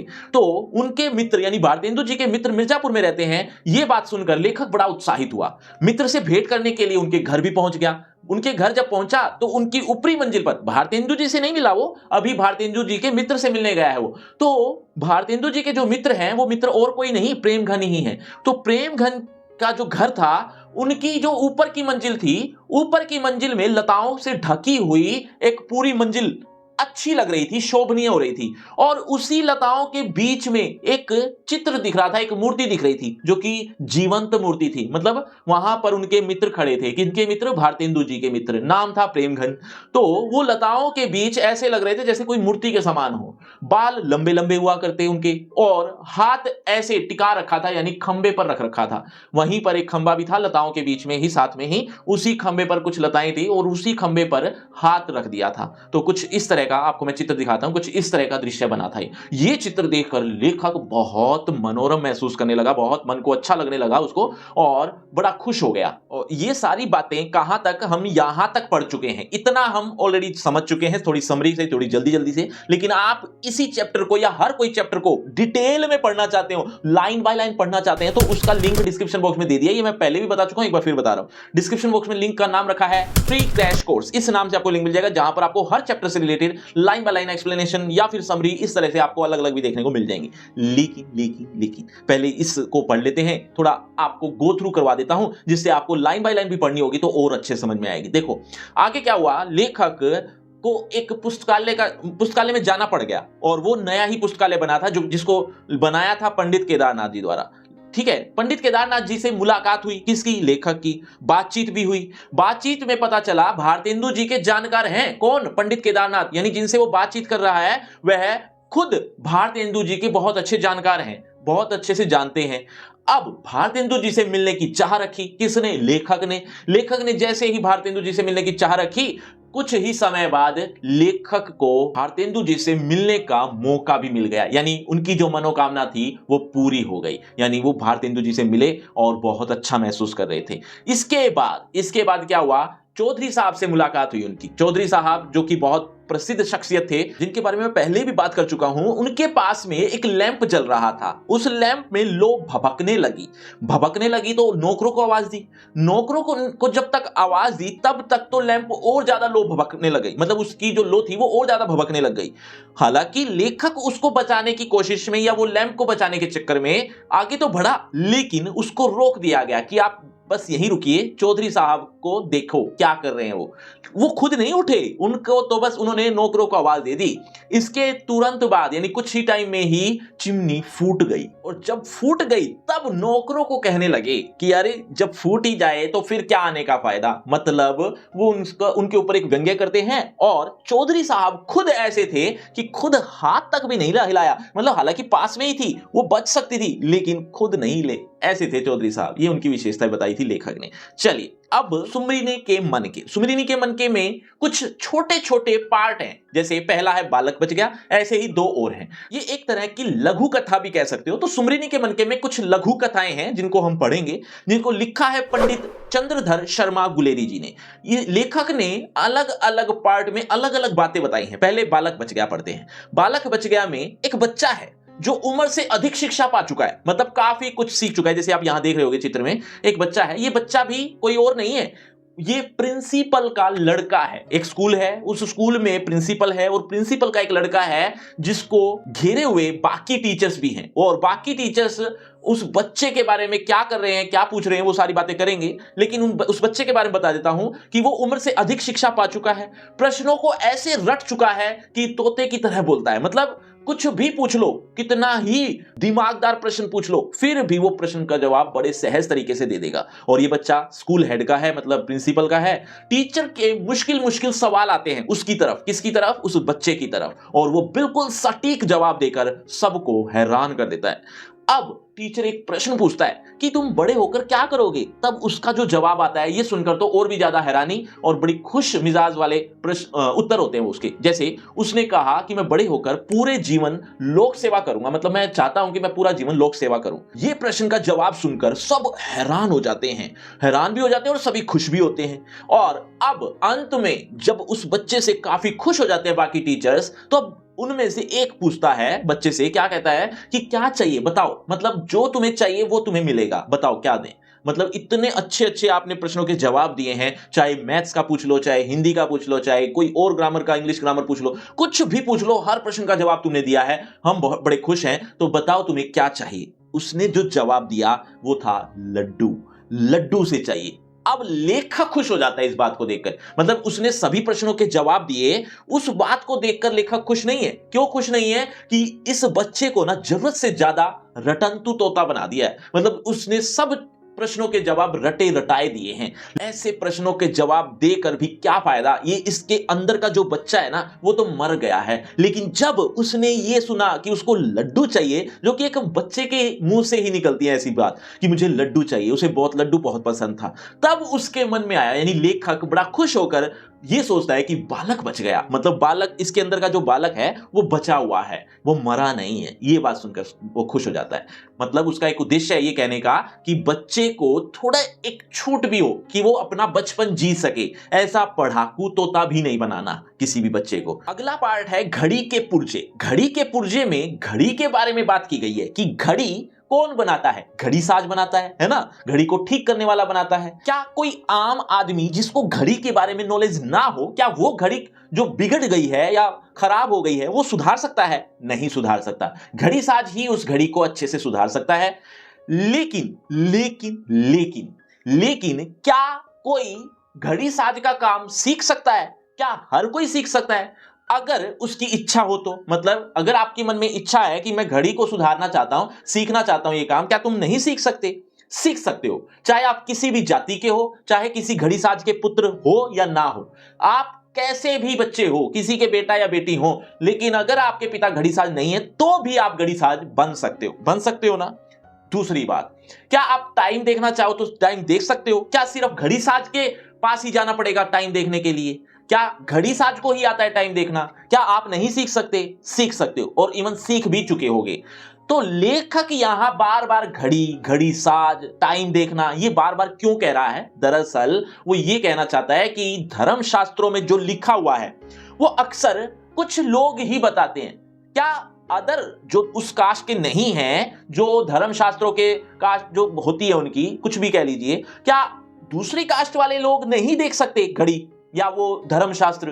पढ़ सकते हैं ना, उनको भी तो इजाजत होनी चाहिए। क्या वो ये नहीं बता सकते कि जो विवाह का मुहूर्त है कब सही है कब गलत है, क्या बता सकते हैं? बता सकते हैं। अगर उनको पंचांग देखना आ गया, कोई कैलेंडर देखना आ गया, कुछ नक्षत्र देखने समझ में आ गए, तो ये सारी चीजें वो भी बता सकते हैं। लेकिन समाज रोकता है, समाज कहता है कि नहीं, तुम इसके काबिल नहीं हो।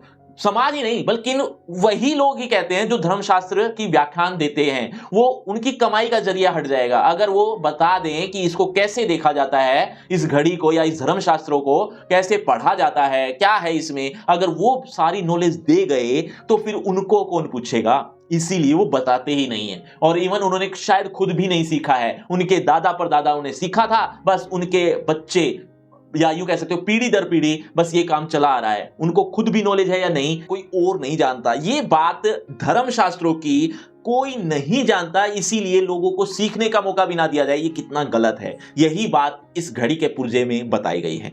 शॉर्ट में और ढंग से बता देता हूं। देखो, धर्मशास्त्र के बारे में यहां लिखा है कि विशेष कैटेगरी के लोग, विशेष लोग ही देखते हैं। क्या बाकी योग्य नहीं है? घड़ी देखना क्या दूसरों का काम नहीं है? दूसरे क्या घड़ी देख नहीं सकते?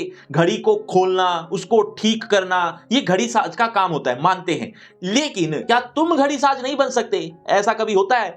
बन सकते हो। बस परदादा की घड़ी पहनी हुई है, वही चली आ रही है। मतलब वो लोग जो धर्मशास्त्रों में ये नहीं करना चाहिए, वो नहीं करना चाहिए, ऐसे वैसे अंधविश्वास फैलाते रहते हैं। जबकि कुछ ऐसी अनुपयोगी पुरानी रीतियां हो गई हैं जिसका कोई काम नहीं है। रूढ़िवादी जो परंपराएं हैं, वो जो चली आ रही हैं, वो अब समाप्त करने का समय आ गया है, वो समाप्त कर देनी चाहिए। लेकिन ये जो धर्म के ठेकेदार होते हैं, वो इस बात को मानने को तैयार नहीं है। इसीलिए ये एक लघु कथा के माध्यम से लेखक ने समझाया था। चलिए, इसके पहले एक और बात बता देता हूं, एक बात पूछ लेता हूं कि बच्चे ने क्या मांगा था।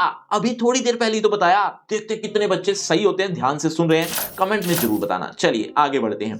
ढेले चुन लो, ये भी कुछ कुछ वैसी ही कहानी है, लेकिन थोड़ी इंटरेस्टिंग वे में बताई गई है। देखो, यहां पर दो प्रथाओं के बारे में बात की गई है। पहली प्रथा के बारे में बात करते हैं। देखो, प्राचीन में दो प्रथाएं बड़ी प्रचलित थी। पहली थी एक 3 पेटियां, जब भी लड़के या लड़की का विवाह होता था तो क्या करते थे, 3 पेटियां रख दी जाती थी। 3 पेटियां कौन रखता था? लड़की वाले रखते थे, और लड़के को इन तीनों पेटियों में से कोई एक पेटी चुननी होती थी। 3 पेटी कौन कौन सी होती थी? एक तो सोने की होती थी, एक चांदी की और एक लोहे की। अगर लड़का सोने या चांदी को चुन लेता तो वो हार जाता था। मतलब अगर वो समझ जाते थे कि ये लालची है। अगर लोहे की चुन लेता तो उसका विवाह हो जाता था। यह प्रथा काफी टाइम तक चली थी। उसके बाद या उसके अलग बात करें तो एक दूसरी प्रथा भी थी। दूसरी प्रथा लड़का करता है। लड़का क्या करता है? मिट्टी के ढेले ले आता है, मिट्टी के पत्थर कह सकते हो, या मिट्टी का ढेर ले आता है। जैसे ये पत्थर देख रहे हो ना आप यहां पर, ऐसे ढेले, ऐसे मिट्टी के ढेले ले आता है। और ये ढेले, ये मिट्टी अलग अलग तरह की होती थी। एक होती थी वेदी मट्टी, एक होती थी गौशाला की मट्टी, एक खेत की मट्टी होती थी, एक शमशान की मट्टी। इस तरह से अलग अलग तरह के 5-7 तरह की मिट्टी वो ले आता था, और इनमें कोई फर्क नहीं लगता था।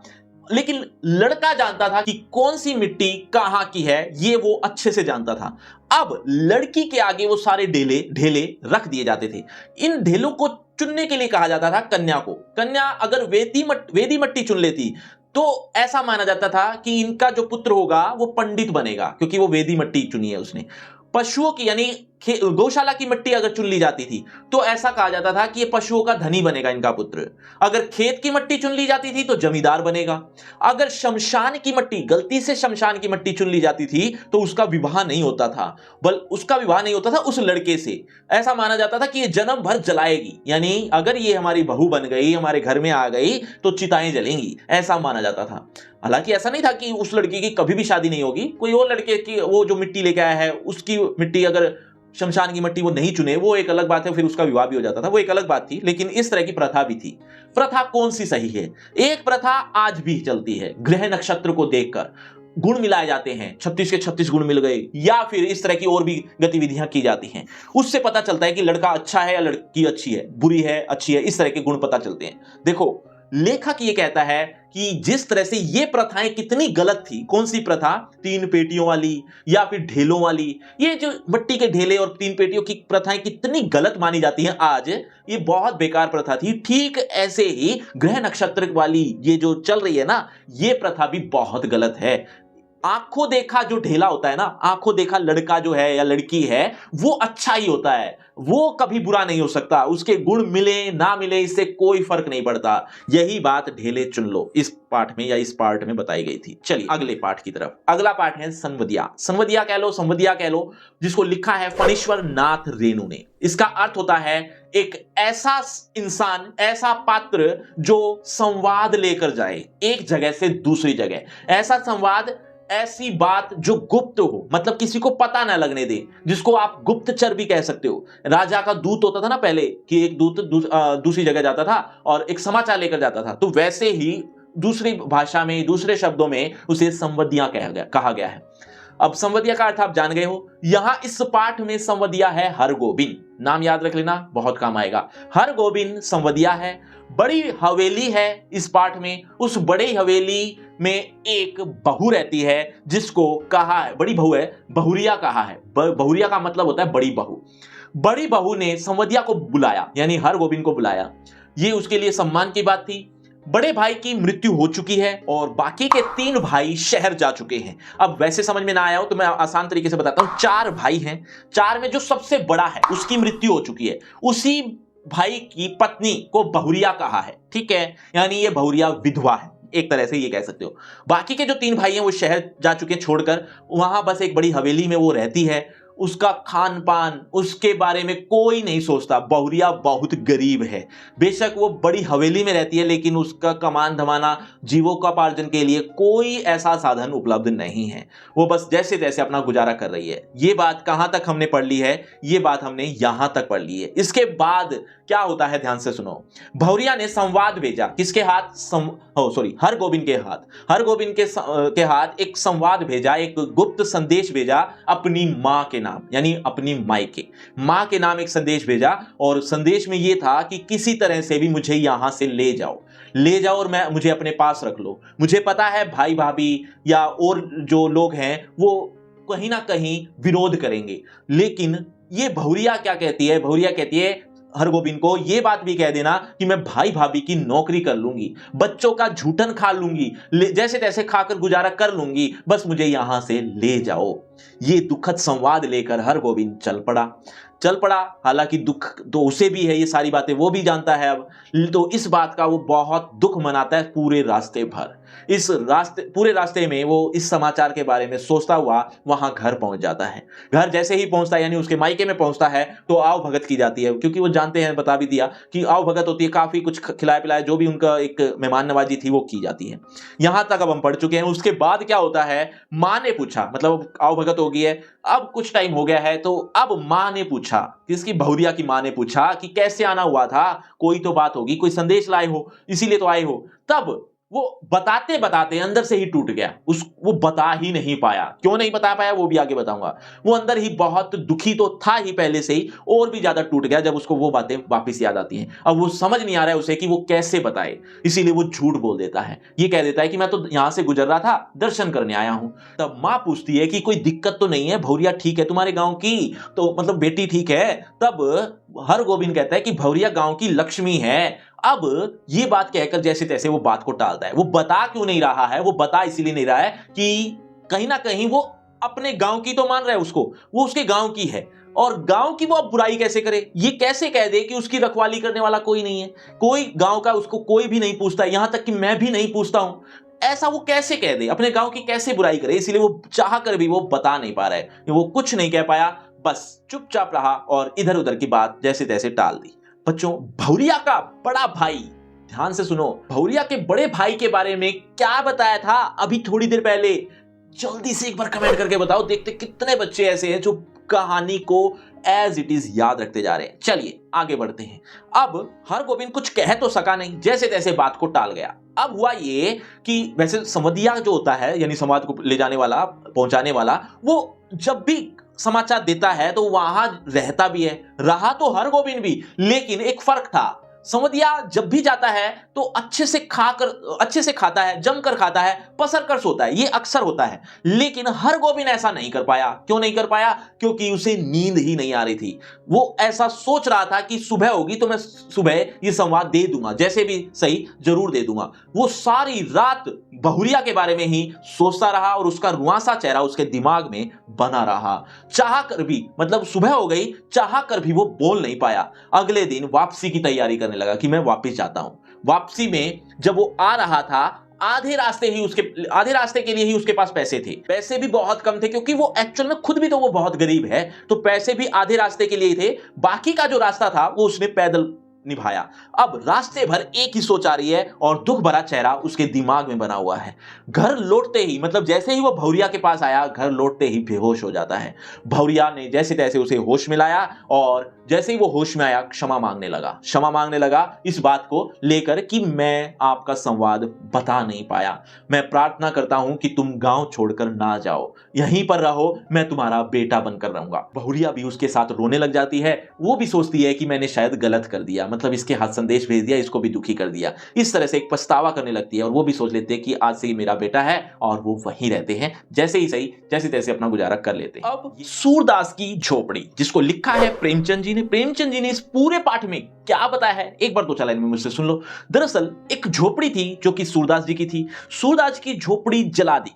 किसने जला दी, क्यों जला दी, इसी के बारे में ये पूरा पाठ है। झोपड़ी में आग लग गई तो लोगों का इकट्ठा भी होना शुरू हो गया। लोग, जैसे आप चित्र में भी देख भी रहे थे, तो लोगों का काम क्या था, पानी से आग को बुझाने का काफी प्रयास किया गया। सूरदास भी आग बुझने का इंतजार कर रहा है, जैसे ही वो आग बुझेगी तो मैं अंदर जाऊं।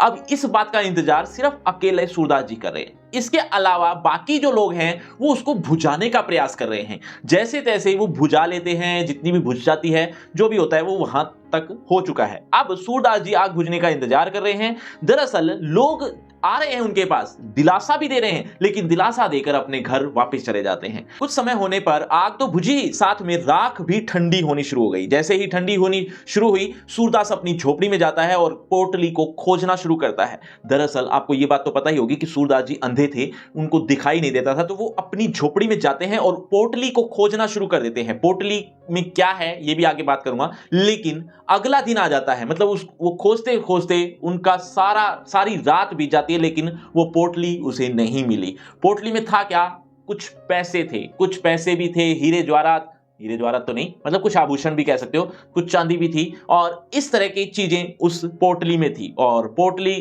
को खोजते खोजते अगला दिन हो जाता है। अब वहीं गांव का ही एक कैरेक्टर है, गांव का ही एक वासी, जिसका नाम है जगधर आकर पूछता है कि क्या हुआ, मतलब आग कैसे लगी, किसी पर शक है? सूरदास जी मना कर देते हैं कि मुझे किस पर शक होना था। हालांकि जगधर को पता है कि आग किसने लगाई है। दरअसल ये आग भैरव ने लगाई थी। और भैरव ने क्यों लगाई थी? दरअसल सूरदास और भैरव के बीच में कहासुनी हो जाती है, जिसकी वजह से वो ईर्ष्या में जलकर क्या करता है, उनकी झोपड़ी में आग ही लगा देता है। भैरव की अब उनकी कहासुनी क्यों हुई थी वो भी बता देता हूं। भैरव की पत्नी है जिसका नाम है सुभागी अपने पति से तंग आकर सूरदास जी से सहारा लेने जाती है। सूरदास जी उसकी हेल्प भी करते हैं। इसी बात की ईर्ष्या थी भैरव को, तो उसने क्या किया, झोपड़ी में आग ही लगा दी। सूरदास जी बेचारे क्या करते, अब वो बैठे हैं। जगधर भैरव के पास जाता है और पूछता है क्या तुमने उसकी झोपड़ी को आग लगाई? तो ये बात वो स्वीकार भी कर लेता है, मतलब भैरव ये बात स्वीकार कर लेता है। और इतना ही नहीं, भैरव ने सबूत भी दिखाया कि देखो ये पोटली मेरे पास है, ये आग मैंने ही लगाई है और ये चोरी भी मैंने की है। इस तरह की सारी बात भैरव जगधर को बता देता है। सूरदास के पास अब जगधर वापिस आता है। हालांकि जगधर को भी ईर्ष्या है इस बात को लेकर कि भैरव के पास इतना पैसा कैसे आ गया, या भैरव के पास इतना पैसा क्यों आए। अब जगधर क्या करता है, सूरदास के पास जाता है और पूछता है कि तुम्हारी कोई पोटली तो गुम नहीं हुई?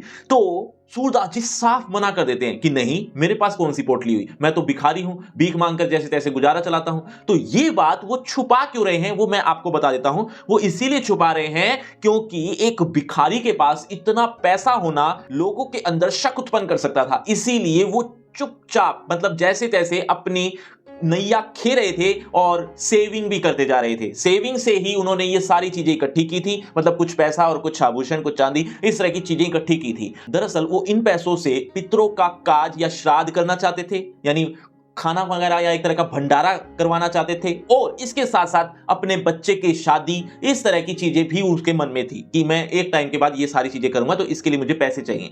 तो अब वो पैसे जोड़ते जोड़ते कुछ पोटली बन गई थी, अच्छी खासी भी हो गई थी, लेकिन अब घटना हो गई, उस घटना में ये पोटली भी चली गई। अब स्थिति ये हुई कि सूरदास जी उस सच्चाई को छुपा रहे हैं कि मेरे पास कोई पोटली नहीं थी, मेरे पास पैसे थे ही नहीं। अब ये बात सुभागी सुन लेती है। सुभागी जब ये बात सुनती है तो उसे पता चल जाता है कि ये काम पक्का भैरव का मिलेगा, उसने ही ईर्ष्यावश सूरदास की झोपड़ी जलाई है। अब सुभागी सहानुभूति प्रकट करती है, लेकिन उसकी सहानुभूति से तो क्या होता, लेकिन वो अपने मन में ठान लेती कि कैसे भी सही मैं अपने पति से पोटली लेकर ही रहूंगी। वो स्थिति क्या हुई वो आगे बताएंगे, फिलहाल जहां तक मैं बता चुका हूं उससे आगे पढ़ते हैं या उससे आगे समझते हैं।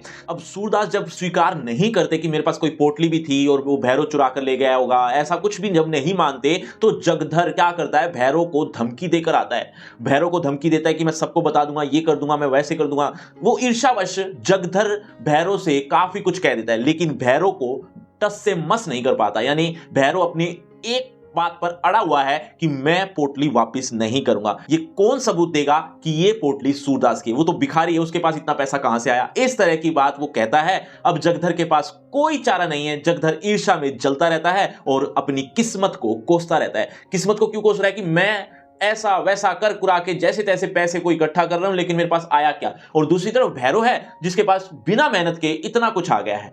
बच्चों, आगे की भी कहानी बहुत इंटरेस्टिंग है, लेकिन उससे पहले बच्चों, लेखक का नाम मैंने क्या बताया था एक बार जल्दी से कमेंट करके बताओ। देखना चाहता हूं कितने बच्चे ऐसे हैं जो बहुत ध्यान से सुन रहे हैं अभी तक भी। अब ना तो जगधर कुछ कर पा रहा है, ना ही सूरदास कुछ कर पा रहे हैं। सूरदास तो बेचारे वैसे ही बहुत दुखी हैं, रो रहे हैं कि मैंने पूरे जीवन भर जो पूंजी को इकट्ठा किया वो आज एक दिन में मैंने लुटा दी या लुट गई। ये बात सोचकर काफी दुखी हैं सूरदास जी। अब उनका एक बच्चा जो कि है ये आप जैसा चित्र में देख रहे हैं, मिठुआ, जिसको मिठुआ नाम दिया है, मिठुआ रोते हुए आता है। पीछे से एक आवाज भी आती है, मतलब वो बच्चे खेल रहे थे, उन बच्चों में मिठुआ रोते हुए आ रहा है। अब पीछे से उसके जो दोस्त हैं वो एक आवाज देते हुए कहते हैं कि खेल में रोते हो? अरे खेल में रोना थोड़ी होता है, मतलब अगर कुछ हो गया घटित तो उसमें रोना कैसा? इस तरह की जब वो बात सुनते हैं, कौन? मिठुआ तो पता नहीं सुन पाया या नहीं सुन पाया, लेकिन सूरदास जी सुन लेते हैं और उनको एक बात समझ में आ जाती है कि ये जीवन है, एक खेल ही है, इसमें रोना कैसा? अरे कुछ खेल में गड़बड़ हो भी गई तो फिर क्या हुआ? अरे रोता कौन है? रोते तो बच्चे हैं, मैं कोई बच्चा थोड़ी हूं। तो इस तरह की बात वो मन में लाते हैं और इस बात को सोचकर सूरदास के अंदर जोश आ जाता है कि नहीं, मेरा जीवन अभी खत्म थोड़ी हुआ है, मैं फिर से लड़ूंगा। अब मिठुआ प्रश्न पूछता है, क्या पूछता है कि बाबा हम रहेंगे कहां? तो अब सूरदास का उत्तर क्या होता है, देखो, जोश भरा एक उत्तर आता है कि हम इस झोपड़ी को दोबारा बनाएंगे। अब मिठुआ कहता है कि दोबारा आग लगा दे तो कोई, फिर क्या करेंगे? सूरदास कहता है मैं फिर बनाऊंगा, फिर बनाएंगे हम इस झोपड़ी को, 1000 बार भी कोई आग लगा दे तो हम 1000 बार बनाएंगे, हारेंगे नहीं, मैं फिर खड़ा होऊंगा, मैं फिर से पूंजी इकट्ठी करूंगा। इस तरह से वो सोचते हुए जो झोपड़ी की राख बन गई थी उस राख को उड़ाते हुए ये सारी बातें वो जोश में कहता है। मतलब आदमी संभल जाता है। पाठ बिस्कोहर की माटी। देखो बच्चों, इस पाठ को लिखा है विश्वनाथ त्रिपाठी जी ने। लेखक इस पूरे पाठ में क्या बता रहा है एक बार जल्दी से कुछ लाइनों में सुन लो, फिर हम इसके बारे में और ज्यादा डिटेल में बात करेंगे। देखो, लेखक ने इस पूरे पाठ में अपने बारे में बताया है, अपने बारे में बताते हुए पूरा बचपन दिखाया है कि मैंने अपना बचपन किस तरह से बिताया है और कहां बिताया है। अपने गांव के बारे में बताते हुए, अपनी संस्कृति के बारे में बताते हुए ये पूरा पाठ लिखा है। देखो बच्चों, इस पूरे पाठ में विश्वनाथ यानी लेखक का नाम बिस्नाथ के नाम से जाना जाएगा। मतलब विश्वनाथ नहीं लिखा हुआ, बिस्नाथ लिखा हुआ है, जबकि एक्चुअल नेम उनका विश्वनाथ था। तो अब बात करते हैं, ये आपको कंफ्यूजन ना हो इसीलिए बताया कि जहां जहां बिस्नाथ आए तो समझ जाना विश्वनाथ ही है, यानी लेखक ही है। लेखक सबसे पहले अपने गांव के फूलों के बारे में जिक्र करता है और अलग अलग फूलों की कुछ विशेषताएं बताता है। क्या कहता है? जैसे कमल के बारे में कि कमल के फूल हमारे यहां एक तालाब था, वहां पर खूब सारे उगा करते थे और कमल के पत्ते पर ही भोजन परोसा जाता था। और ये हिंदुओं की खास विशेषता थी कि वो कमल के पत्ते पर भोजन करते थे। और इतना ही नहीं, अकाल पड़ने पर कमल की जो डंडी होती है ना, उसकी सब्जी बनाकर वो खाते थे। और कमल से ज्यादा कोइयां उगती थी। कोइयां को कुमुद भी कहते हैं, आपने देखा होगा, जैसा आप देख भी रहे हैं। कुमुद दरअसल उनके गांव में इन फूलों की भरमार थी। लेखक को ऐसा लगता था कि ये कुमुद, ये कोइयां सिर्फ हमारे गांव में ही होती हैं, मतलब यहीं उगती हैं और कहीं नहीं। लेकिन एक बार ऐसा हुआ, लेखक वैष्णो देवी के लिए यानी दर्शन के लिए वहां चला गया। तो उसने देखा पंजाब साइड में कोइयां या कुमुद भरमार, मतलब इतने सारे उगे हुए हैं, हद से ज्यादा। तब उसे एहसास हुआ कि नहीं, ये हमारे गांव का ही फूल नहीं है, ये तो हर जगह विद्यमान है। बच्चों, लेखक का नाम मैंने क्या बताया था, एक बार जल्दी से पूरा नाम कमेंट करके बताओ। देखना चाहता हूं कितने बच्चे सचेत होकर सुन रहे हैं। आगे देखो, लेखक कहता है कि अक्सर लोग कमल, गुलाब, हरसिंगार, कुमुद इनको ही फूल मानता है। दरअसल इस दुनिया में ऐसे फूल भी हैं जिनकी चर्चा ही नहीं होती, जैसे तोरी, लौकी, भिंडी, इमली, अमरूद। इस तरह के ऐसे फूल भी हैं जो असली फूल हैं, लेकिन जो लोग इनको नहीं जानते, अब उनको कौन समझाए। एक फूल और, सरसों का। चारों तरफ सरसों के फूल, यानी कह सकते हो खेतों का असली सौंदर्य। असली सौंदर्य होता है जब चारों तरफ खेत में सरसों के फूल पीले पीले रंग के उगे हुए हैं, कितना सुंदर नजारा होता है। इसके अलावा गेहूं, धान, जौ, इनके भी फूल होते हैं। लेखक अपने बचपन की यादें ताजा करते हुए अपने गांव की स्थिति बताता है कि मां बच्चे का जो संबंध होता था ना, वो कितना पवित्र होता था। मां अपने बच्चे को आंचल में छिपाकर दूध पिला रही है। बच्चा सिर्फ दूध पीना ही नहीं, बल्कि मां बच्चे के संबंध को कैसे जिया जाता है, किस तरह से भोगा जाता है, वो सारी चीजें सीख लेता था। बच्चा सुबकता है, रोता है, यहां तक कि अपनी मां को भी मारता है, लेकिन बच्चा हमेशा अपनी मां से चिपटा रहता है। बच्चा जब अपने नए नए दांत निकालता है ना, तो वो हर चीज को काटने को दौड़ता है। काटने को इसलिए दौड़ता है क्योंकि उसके दांतों में एक टीस सी लगती है। वो उसका एक मन करता है कि हर चीज को वो काटे, उसका मजा आता है इस चीज में। कई बार तो वो अपनी मां को ही काट लेता है। मां उसको बड़े प्यार से सहलाकर, कई बार डांट कर, कई बार मार कर उसको समझाती है कि ये करना गलत है। वो इस तरह से प्यार से उसको संभालती है। ऐसा होता है मां बच्चे का रिश्ता। लेकिन ये सिर्फ इंसानों में ही नहीं, बल्कि पशु पक्षियों में भी कुछ ऐसा ही होता है। एक बार लेखक तालाब के किनारे बैठा हुआ देख रहा था कि बतख का अंडे को देने का समय आ गया है। अब वो बतख अंडे देने का समय जब देखती है, तो वो एक सुरक्षित स्थान खोजती है, और वो सुरक्षित स्थान खोजकर वहां पर अंडे देती है। यहां तक कि अपने पंखों को फैलाकर वो सारे अंडों को ढांक लेती है, ताकि कौओं की नजरों से वो बचा सके। बतख की चोंच बहुत सख्त होती है, लेकिन जब भी अंडा इधर से उधर हो जाता है, तो वह अपनी चोंच से बड़े प्यार से, बड़े सॉफ्टली अपने पास कर लेती है। और जब वो अंडों को सेती है, तब भी वो ये बात ध्यान रखती है कि वो बार बार अंडों को पलटती रहे, और जब वो पलटती है, इधर उधर करती है, तो वह अपनी चोंच से ही ये काम करती है। मतलब इतनी सख्त चोंच होती है, लेकिन फिर भी वो ये काम इतना सॉफ्टली कर लेती है कि किसी को एहसास तक भी नहीं होता। लेखक सोचता है कि मां को इतनी ममता, इतना स्नेह आखिर देता कौन है, कहां से आता है ये प्रेम। बच्चों, अभी अभी मैंने कुछ फूलों के बारे में जिक्र किया था।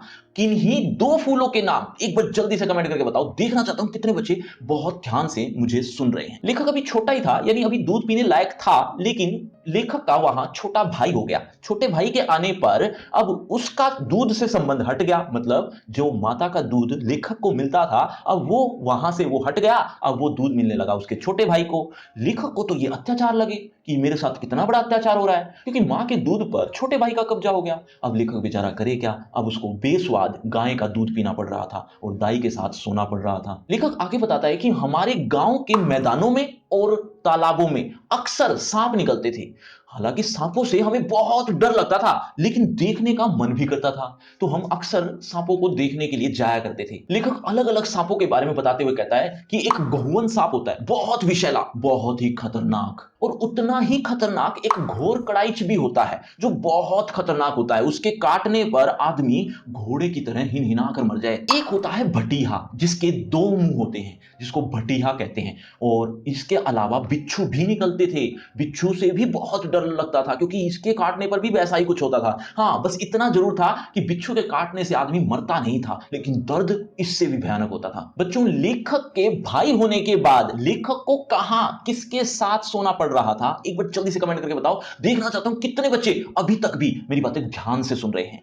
अब लेखक अपने गांव की गर्मी के बारे में वर्णन करता है कि गर्मी के मौसम में हमारे गांव में बहुत गर्मी पड़ती थी, और गर्मी पड़ती थी तो लू भी चलती थी। लू इतनी भयानक, उसका एक बचाव था। मां अक्सर अपने बच्चे को प्याज गांठ बांध कर दे देती थी, ताकि बच्चे को लू ना लगे, और गलती से अगर लग भी जाती थी तो उसका इलाज था आम का पन्ना।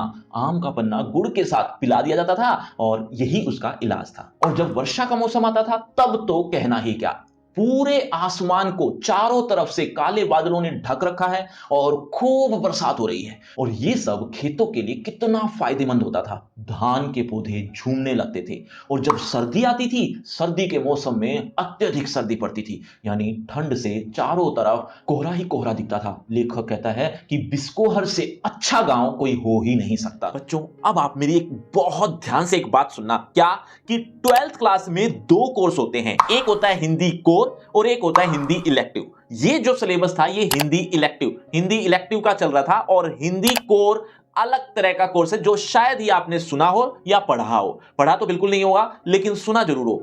तो हिंदी कोर और हिंदी इलेक्टिव, इन दोनों में एक कॉमन चीज है, वो है अभिव्यक्ति और माध्यम। जो आपके भी लगते हैं उनके भी लगती है, सेम बुक है।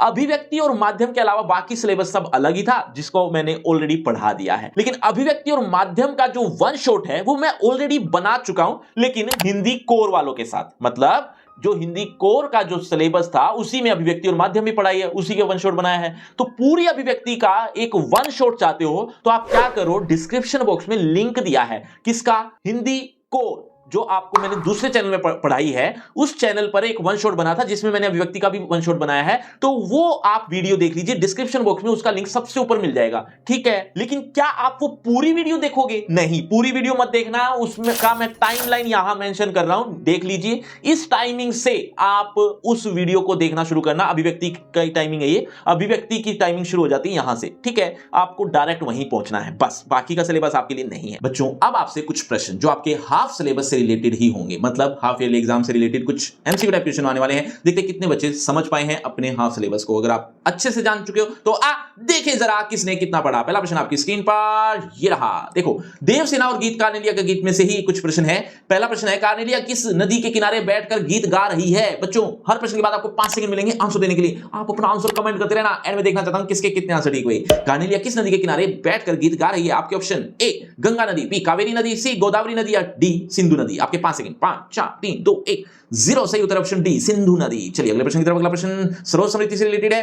कवि ने किसे अपने पुराने सभी शुभ कामों का अर्पण किया? आपके ऑप्शन, अपने बेटे को, अपनी पुत्री को, अपनी पत्नी को या अपने मित्र को। 5 4 3 2 1 0। सही उत्तर ऑप्शन बी। चलिए अगले प्रश्न की तरफ। अगला प्रश्न आपकी स्क्रीन पर, यह दीप अकेला मैंने देखा एक गुण, इस पार्ट से रिलेटेड, इस कविता से रिलेटेड। कवि के अनुसार धरती को फोड़कर सूर्य को निर्भीक होकर कौन दिखता है? आपके ऑप्शन, समान, अंकुरित बीज, दीपक, गोरस। आसान सा है। 5 4 3 2 1 0। सही उत्तर ऑप्शन बी, अंकुरित बीज। चलिए अगले प्रश्न की तरफ। अगला प्रश्न प्रेमधन की छाया समिति से रिलेटेड।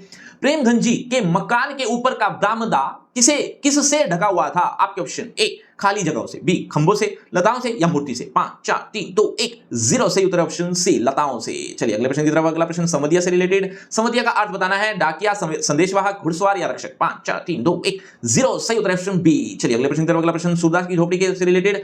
जगधर के मन में ईर्ष्या का भाव क्यों उत्पन्न हुआ? आपके ऑप्शन, ए धन के लालच के कारण, बी इज्जत के कारण, सी खुद को अच्छा बताने के कारण या डी इनमें से कोई नहीं। 5 4 3 2 1 0। सही उत्तर ऑप्शन ए। तो बच्चों, ये है आपका रिपोर्ट कार्ड, ध्यान से देख लीजिए, पढ़ लीजिए। और हाँ, आपके टोटल मार्क्स कितने हैं ये कमेंट करना मत भूलना। और आपकी क्लास से रिलेटेड एक फ्री क्रैश कोर्स आ गया जो कि बिल्कुल फ्री है। इस कोर्स में आपका सबसे बड़ा फायदा ये है कि आपको आपकी क्लास से related A to Z syllabus एक ही पेज पर देखने को मिल जाएगा। आपको कहीं भी भटकने की जरूरत नहीं है, वो भी इंपॉर्टेंट क्वेश्चन के साथ। तो इस लिंक को जरूर क्लिक कर लेना। और अगर आपको उनसे पर्सनल बातचीत करनी है तो सभी social media link description box में, आज ये बातचीत करते हैं। शुक्रिया, धन्यवाद।